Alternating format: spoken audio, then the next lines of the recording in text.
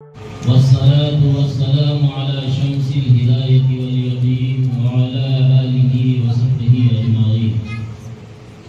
أما بعد،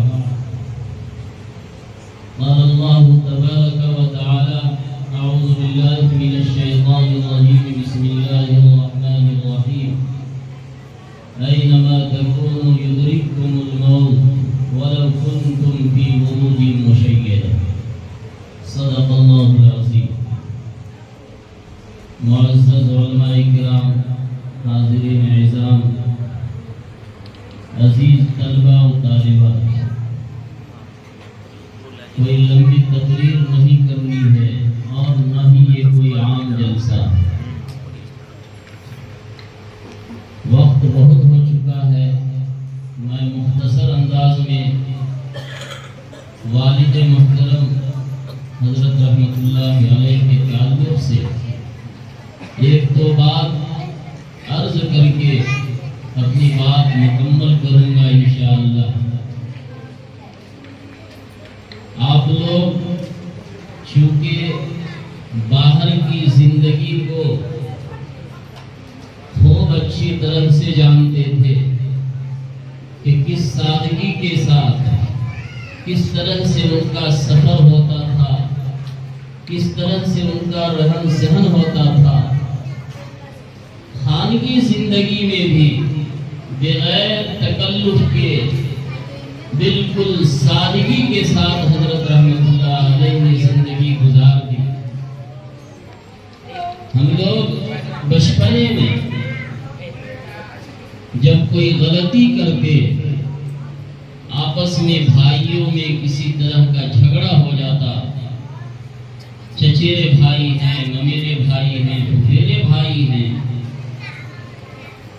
میرے بھائیوں، ان بھائیوں کو یہ احساس نہیں ہوتا تھا کہ یہ میرے والد نہیں. ایسا نہیں کہ یہ میرا بیٹا ہے، یہ بھانجا ہے، یہ بھتیجا ہے. کسی میں کوئی تمیز نہیں کیا کرتے. ہر ایک کو ایک نگاہ سے دیکھا کرتے. کوئی معاملہ ہوا، شادی بیاہ کا ہو، لین دین کا ہو، یہ تفریق کرتے ہی نہیں تھے. یہی وجہ ہے کہ آج جتنا میرا دل دکھا ہوا ہے، میرے بھائیوں کا دل دکھا ہوا ہے، اس سے زیادہ دل دکھا ہوا ان بھائیوں کا بھی، بلکہ پورے سماج کا ہے، علاقے کا ہے. ہم نے دیکھا لوگ تسلی دینے کے لیے حاضر ہوتے تھے. وہ تسلی کیا دیں گے، خود رونا شروع کر دیتے تھے. حضرت رحمت اللہ علیہ کی ذات بے مثال تھی. کہاں سے لائیں کہ تجھسا کہیں کسے. آج ویسی شخصیت اس سرزمین پہ ملنا مشکل ہے. صدیوں میں پیدا ہوتی ہے ایسی شخصیت. نہ پہننے کی طرف کوئی توجہ، نہ اوڑھنے کی طرف کوئی توجہ، یعنی بالکل ڈیل ڈال کی طرف کوئی توجہ ہی نہیں تھی. میں دارالعلوم میں پڑھا کرتا تھا. وہاں سے ایک آدھ مرتبہ کپڑا لا کر دیا حضرت والا کو، تو دیکھا کہ ناگواری ظاہر کر رہے اور وہ کپڑا خود سلا کر پہننے کے بجائے کسی اور کو دے دیا کرتے. تب میں نے طے کیا کہ کپڑا نہیں دینا بلکہ سلا کر دینا. تو کبھی کبھار ڈرتے ڈرتے سلا کر لا کر دے دیا کرتا تھا. تو جب سلا کر دے دیا کرتا تھا تو اس کو پہن لیا کرتے تھے دلجوئی کے واسطے. اور یقین جانیے میرے بھائی، بڑے بھائی اور چھوٹے بھائی، 6 بھائی ہیں، سب کمانے لگے. آج تک 1 روپیہ کا مطالبہ کبھی انہوں نے نہیں کیا کہ تم کما رہے ہو، کہاں جا رہا ہے. اگر بھائیوں نے 1000-2000 دے دیا تو رکھ لیے، اگر نہیں دیا تو کبھی زندگی بھر مطالبہ نہیں کیا. یہ حالت ہے. یہی وجہ ہے کہ ہم لوگوں کو آج تک گھر کی کوئی فکر نہیں تھی. گھر کیسے چل رہا ہے، بیماری میں علاج کیسے ہو رہا ہے. کوئی بھی کام ہو، ہمارے بھائیوں کا ہو، ہمارے چچیرے بھائیوں کا ہو، خاندان کا کوئی کام ہو، والد صاحب کو صرف کہہ دینا پڑتا تھا یہ کام درپیش ہے، اور وہ کس طرح کرتے تھے اللہ ہی کو معلوم ہے۔ آج ایسی شخصیت سے ہم لوگ محروم ہو گئے، ہم لوگوں کی دنیا اندھیر ہو گئی۔ آج ہم لوگ کوئی معاملہ آتا ہے تو فیصلہ نہیں لے پاتے، اس لیے کہ آج تک ہم لوگوں نے ایسی سرپرستی حاصل کی، ایسی سرپرستی ہمارے سر تھی کہ ہمیں کچھ سوچنے کا، سمجھنے کا موقع ہی نہیں تھا، کچھ کرنے کی ضرورت ہی نہیں تھی۔ آج ہم سمجھ رہے ہیں کہ ہم سے کتنا بڑا سایہ اللہ پاک نے لے لیا ہے۔ بہرحال یہ تو قضاء و قدر کا معاملہ ہے، اللہ کے فیصلے پر ہم سب کو راضی ہونا ہی ہے۔ اللہ نے یہی کرنا تھا جو کیا۔ میرے بھائیوں، میرے والد محترم 6 مہینہ سے تقریباً علیل چل رہے تھے۔ میں نے وہ دن بھی دیکھا جب ہم لوگ ناامید ہو گئے، امید کی گھڑی ختم ہو گئی تھی کہ اب بس چند منٹ کے مہمان ہیں، لیکن اللہ نے صحت یابی کے بعد تندرست کر دیا، ٹھیک کر دیا۔ اس کے بعد اچانک اللہ کو پیارے ہو گئے۔ دہلی کا زمانہ، جب یہاں سے علاج کے لیے پہنچا تو 10-12 دن میں ساتھ تھا، رات میں اٹھ کر روتے تھے تو کبھی کبھی آنکھ کھل جاتی تھی تو دیکھتا ضرور ہے۔ جب احساس ہوتا تھا کہ یہ لوگ جگ گیا ہے تو اپنے آنسو کو چھپا لیتے۔ میں پوچھتا تھا کہ آخر کیوں رو رہے ہیں، کیا ہوا، کوئی تکلیف ہے؟ تو نہیں، بس کچھ نہیں، کہاں رو رہے ہیں، اپنا آنسو کو چھپاتے رہتے تھے اور بار بار کہتے تھے کچھ لوگ علاج کراؤ، لیکن اب زیادہ امید مت رکھو۔ میں یہ سمجھتا ہوں کہ حضرت والا کو یہ احساس ہو چکا تھا، اور وہ دن جس دن انتقال کیے ہیں، ٹھیک وہ وقت مقرر تھا اور وہ جگہ متعین تھی۔ اللہ پاک نے اس جگہ کس طرح پہنچایا آپ کو معلوم ہونا چاہیے۔ 3 دن سے پروگرام سراہی کا بن رہا تھا۔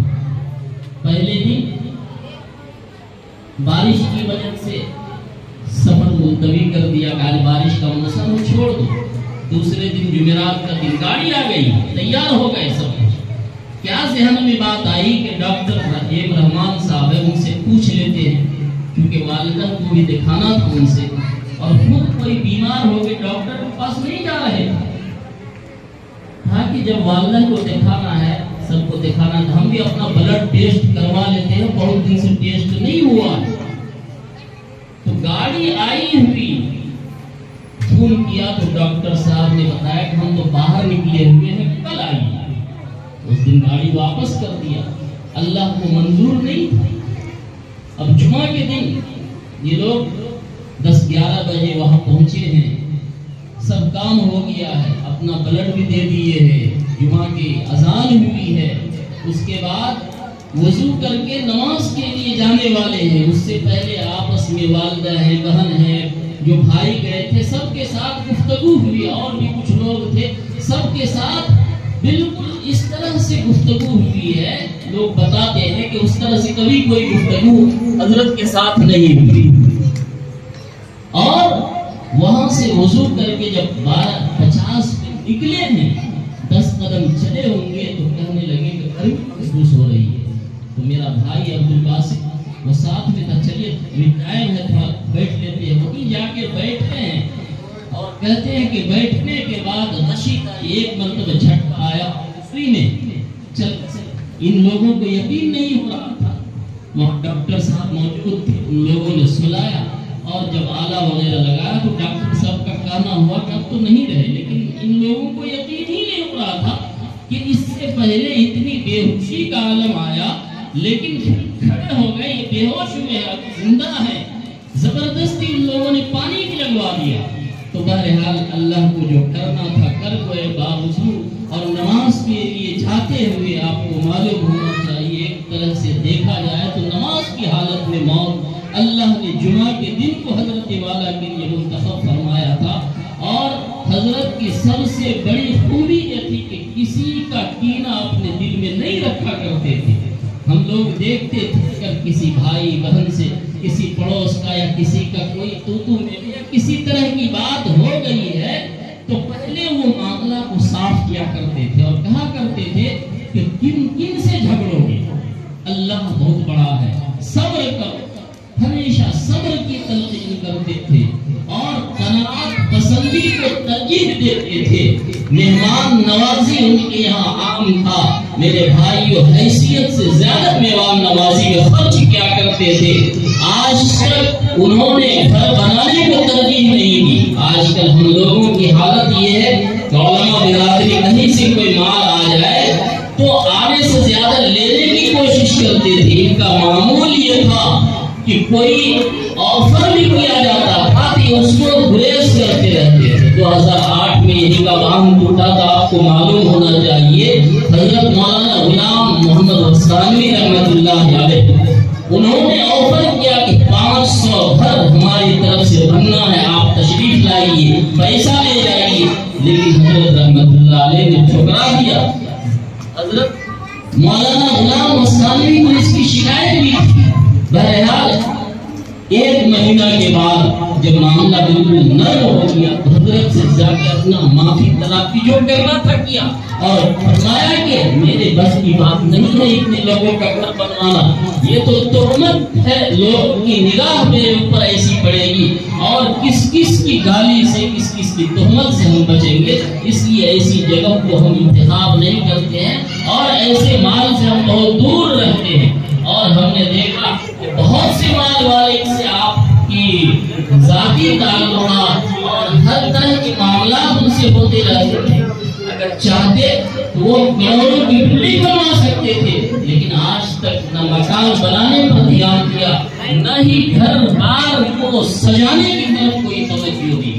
اس لیے میرے بھائیوں، میں یہ سمجھتا ہوں کہ حضرت رحمت اللہ علیہ نے جس سادگی کے ساتھ زندگی گزاری، باہر کی زندگی جتنی سادگی کے ساتھ گزاری، گھر کی زندگی اس سے بھی زیادہ سادگی کے ساتھ گزری ہے۔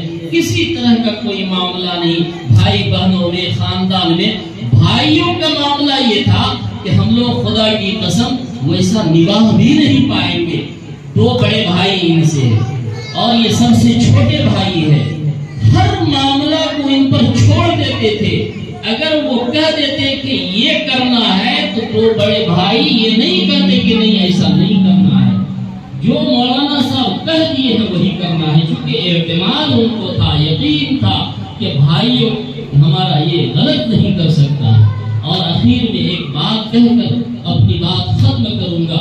جب دارالعلوم دیوبند سے فارغ ہو کر اس علاقے میں پہلے فارغ ہے اور حالت یہ تھی کہ شرک و بدعت کا اتنا زور تھا کہ ہر گھر میں شرک و بت پرستی اور تباہی کے لوگ پڑے ہوئے تھے، ایمان خطرے میں تھا۔ ایسے عالم میں جب تشریف لائے تو سب کو بیٹھا کے سب کو سمجھایا کہ آپ نے ہمیں دارالعلوم بھیجا پڑھنے کے لیے، اب میں پڑھ کر آ گیا ہوں تو میری بات آپ کو ماننا پڑے گا۔ اگر آپ نہیں مانیے گا تو اس کا مطلب یہ ہے کہ آپ لوگوں نے جو مجھے پڑھایا ہے وہ پڑھانے کا مقصد حاصل نہیں ہوگا۔ دارالعلوم دیوبند میں اس وقت شعبہ خوشخطی میں ان کے لیے آفر آیا کہ آپ یہیں رہ جائیے، لیکن آپ نے اس خدمت کو گوارا نہیں کیا، بڑے ادارے کو چھوڑ کر گاؤں میں چھوٹے ادارے میں زندگی بسر کر دی، اور اسی کا نتیجہ یہ ہے کہ آج پورے 4 طرف دیکھیے بدعات و خرافات کا نام و نشان ختم ہو چکا ہے۔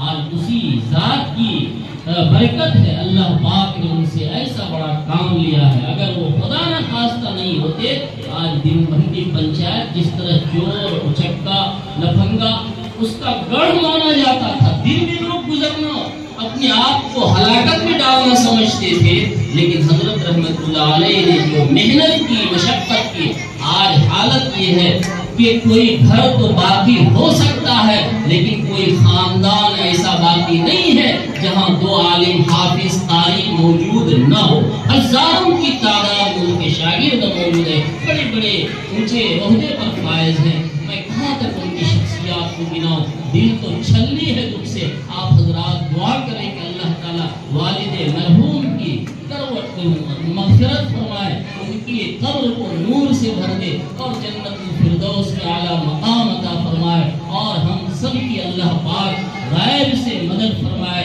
صبر و تسکین کی توفیق عطا فرمائے۔